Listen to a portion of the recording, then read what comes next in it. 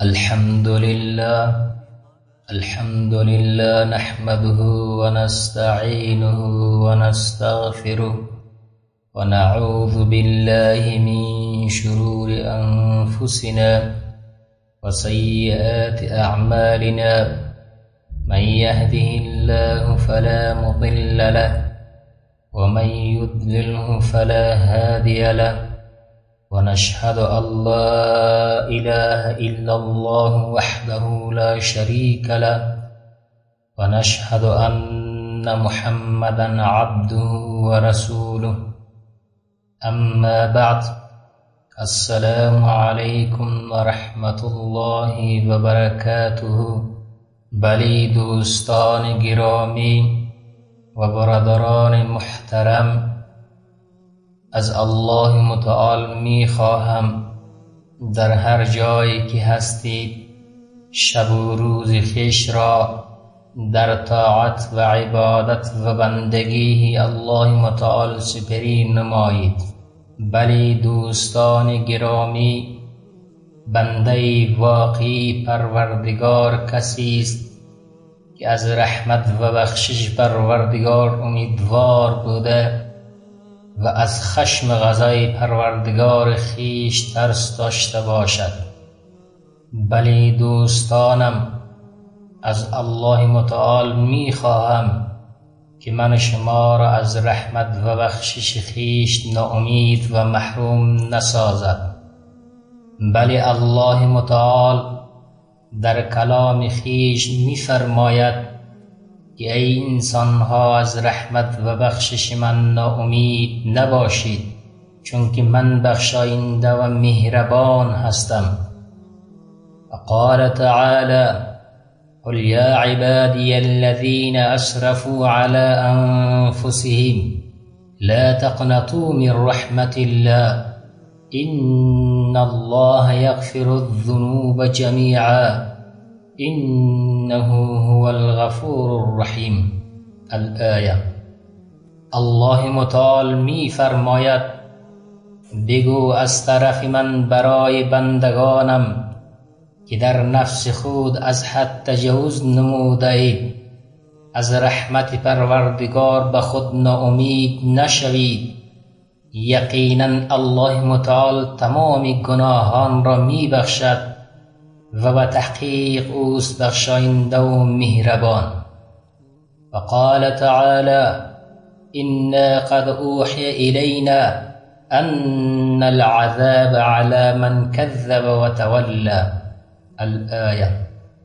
الله متعال از انبیاء خویش حکایت می کند و تحقیق وحی فرستاده شده بر ما که عذاب الله متعال بر کسی باشد که الله متعال و رسولانش را دروغ شمرده و روی گردان شود. قال تعالی: و رحمتی وسعت کل شیء.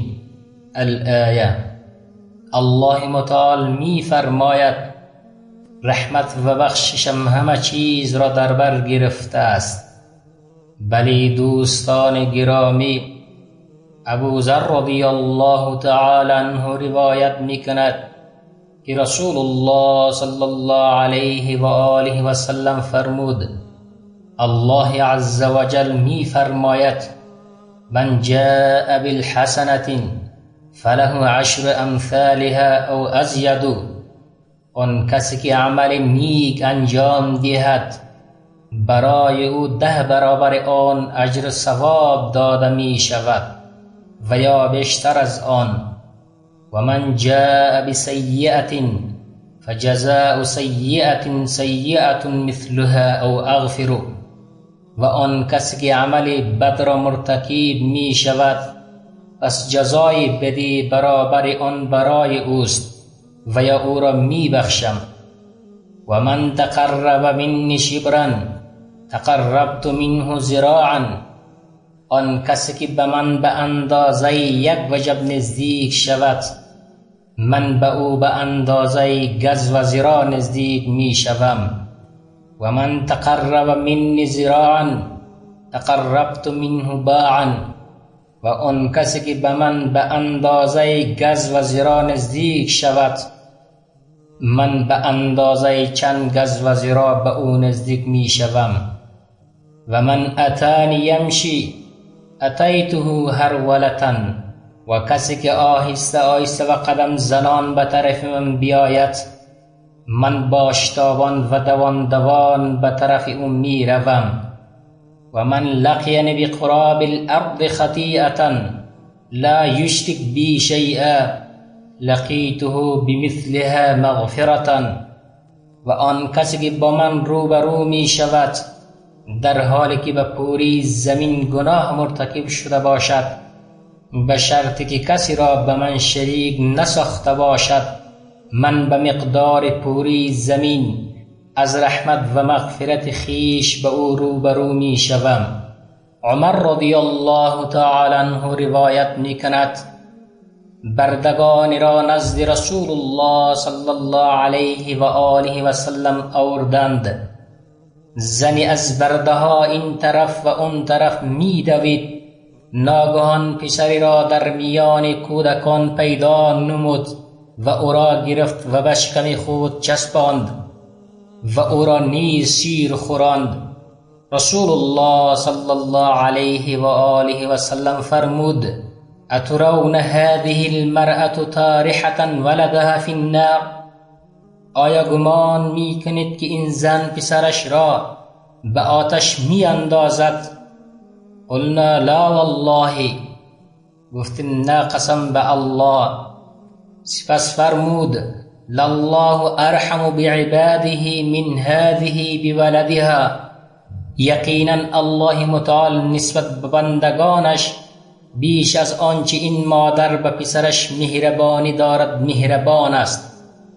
همچنان ابو هریره رضی الله تعالی عنه از رسول الله صلی الله علیه و آله و سلم روایت میکند که ایشان فرمود لما خلق الله الخلق كتب في كتاب فهو عنده فوق العرش ان رحمتی تغلب غضبی، هنگامی که الله متعال مخلوقات را آفرید در کتاب نوشت اون کتاب بالای عرش نزد الله متعال وجود دارد، همان رحمتم بر غضبم غلبه نموده است.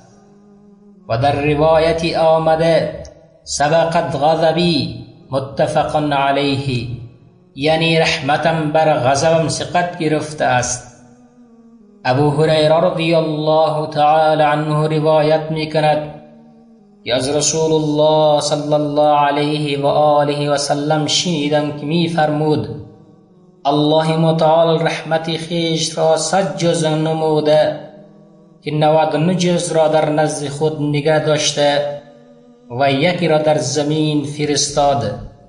پس از همین جز مخلوقات به هم دیگر رحم می کنند، حتی که چارپا قدم خود را از فرزندش با توجهی کامل بر می دارد از ترس اینکه مبادا به او ضرر برسد. در روایتی آمده که الله متعال 100 رحمت دارد که یکی از آن را در میان انسانها و جنیات و چارپایان و گزندگان نازل فرمود که بدان با هم عطوفت و مهربانی کنند. به اساس اون است که حیوانات وحشی بر فرزندانشان مهربانی می نمایند و الله متعال 99 رحمتش را نگه داشت تا بدان در روز قیامت بندگانش را مورد رحمت خیش قرار دهد. در روایتی آمده که الله متعال روزی که آسمان و زمین را آفرید 100 رحمت را نیز آفرید که هر رحمت میان زمین و آسمان را زیر پوشش خیش قرار می دهد. هر کدام آن میان زمین و آسمان را پر می کند و یک جز از آن را بر زمین نهاده که بدان مادر به فرزندانش وحوش و طیور بعضی به بعض دیگر رحم می کنند. ابو ایوب خالد ابن زید رضی الله تعالی عنه روایت می کند که از رسول الله صلی الله علیه و آله و سلم شنیدم که می فرمود لولا أنكم تذنبون لخلق الله خلقا يذنبون فيستغفرون فيغفر لهم. رواه مسلم. اگر شما گناهی نمی کردید، همانا الله متعال مردمی را می آفرید که گناه کرده و بعدا از الله متعال رحمت و بخشش را طلب می کردند، پس الله متعال ایشان را بخشش می نمود. ابو موسی اشعری رضی الله تعالی عنه روایت می کند که رسول الله صلی الله علیه و آله و سلم فرمود: یجیء یوم القیامة ناس من المسلمین بذنوب امثال الجبال یغفرها الله لهم. رواه مسلم. عده‌ای از مسلمین در روز قیامت با گناهان به اندازه کوه می آیند و الله متعال گناهانشان را می بخشد. عبدالله ابن عمر رضی الله تعالی عنهما از رسول الله صلی الله علیه و آله و سلم روایت می کند، ایشان فرمود: یدنى المؤمن یوم القیامة من ربه حتی یضع کنفه علیه فیقرره بذنوبه. مؤمن در روز قیامت به پروردگارش به اندازه نزدیک می شود که الله متعال رحمت خود را به او می نهد تا اینکه او به گناهانش اعتراف می کند. الله متعال می گوید: اتعرف ذنب کذا، اتعرف ذنب کذا. آیا فلان گناه و فلان گناه را به خاطر می آوری؟ در جواب می گوید: پروردگارا می دانم. الله متعال در جواب می فرماید: فإني قد سترتها عليك في الدنيا وأنا أغفرها لك اليوم فيعطى صحيفة حسناته. همان اون را در دنیا بر تو پوشانیدم و امروز تو را مورد بخشش خویش قرار می دهم و صحیفه نیکهایش به وی داده می شود. رواه البخاری و مسلم. انس رضی الله تعالی عنه از رسول الله صلی الله علیه و آله و سلم روایت می کند که از رسول الله صلی الله علیه و آله و سلم شنیدم می فرمود: الله متعال فرمود: یا ابن آدم انك ما دعوتنی و رجوتنی غفرت لك على ما كان منك ولا ابالی. ای فرزند آدم، تا لحظه ای که از من بخواهی و به من امید داشته باشی، اونچه را که از تو سر بزند می بخشم و باکی هم ندارم. یا ابن آدم لو بلغت ذنوبك عنان السماء ثم استغفرتنی غفرت لك. ای فرزند آدم، اگر گناهانت به بلندی آسمان برسد و بعد از من بخششی طلب اون را برایت می بخشم. یا ابن آدم انك لو اطیتنی بقراب الارض خطایا ثم لقیتنی لا تشرك بی شیئا لاتیتک بقرابها مغفرة.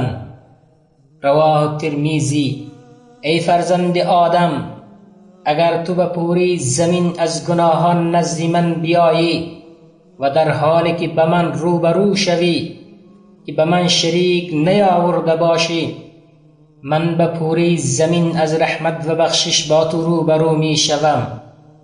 بلی دوستان گرامی، باید من شما از رحمت و بخشش پروردگار ناامید نشویم، هرچند که نافرمانی پروردگار خیش را کرده باشیم، به طرف رب خیش رجوع نماییم. الله متعال بخشاینده و مهربان است. در اخیر از الله متعال می خواهم که من شما را از رحمت خیش محروم نسازد. استغفر الله لی و لکم و لسائر المسلمین واستغفروه انه هو الغفور الرحیم.